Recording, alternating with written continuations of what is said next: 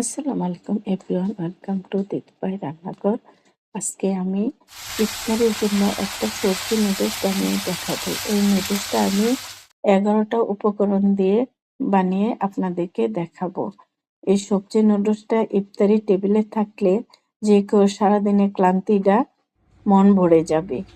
নুডলসটা যেমন দেখতে সুন্দর, খেতেও তেমন সুস্বাদু। একবার হলেও বানিয়ে খেয়ে নেবেন আমার এই দেখা নুডলসগুলি। এখানে আমি 11টা উপকরণ নিয়েছি। ডিমগুলি টেনে ভেজে নেব হলুদ কালার করে। আমার ফ্যামিলিতে 4 জন্য তাই 4 পিস ডিম ভেজে নিলাম। ডিমগুলি আমি উঠিয়ে নিলাম। আমার ডিমগুলি ভাজা হয়ে গেল। এখানে আমি এই তেলের মধ্যেই পেঁয়াজ কুচি দিয়ে দিলাম, কাঁচামরিচ ফালি দিয়ে দিলাম ঝালের জন্যে। তো ব্রকলি দিয়ে দিলাম, ফুলকপি দিয়ে দিলাম, আলু কুচি দিয়ে দিলাম। এই ছোট আলুটা এই নুডলসে দিলে খুবই সুস্বাদু হয়। গাজর কুচি, সিম কুচি,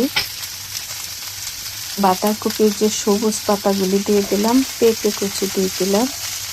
এগুলো এখন আমি নেড়ে চেড়ে সুন্দর করে মিশিয়ে নেব। এখানে কোনো পানি এড করবো না, কালারটা চলে যাবে, তাই আমি এইভাবে নেড়ে চেড়ে নেব। একটু সিদ্ধ হওয়া পর্যন্ত অপেক্ষা করব। সিদ্ধ হয়ে গেল আমার নুডলসগুলো। এদিকে প্যানে আমি একটু গরম পানিতে তেল দিয়ে নুডলসগুলি ভেঙে ছুঁড়ে সিদ্ধ করে নিব।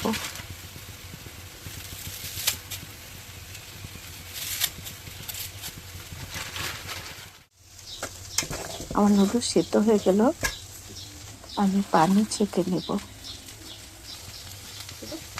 একটু লবণ দিয়ে দিলাম, যেহেতু আমি পানি এড করি নাই তাই আগে লবণ দিলে পানি উঠে যাবে। হলুদ ক্যাপসিকাম দিয়ে দিলাম, সবুজ কালার ক্যাপসিকাম দিয়ে দিলাম।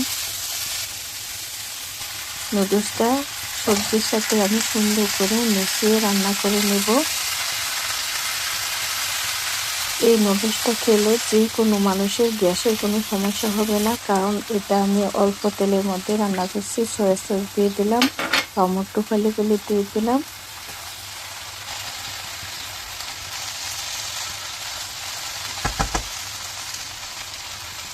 ডিমগুলি আমি দিয়ে দিলাম, ধনিয়া পাতা কুচি দিয়ে দিলাম।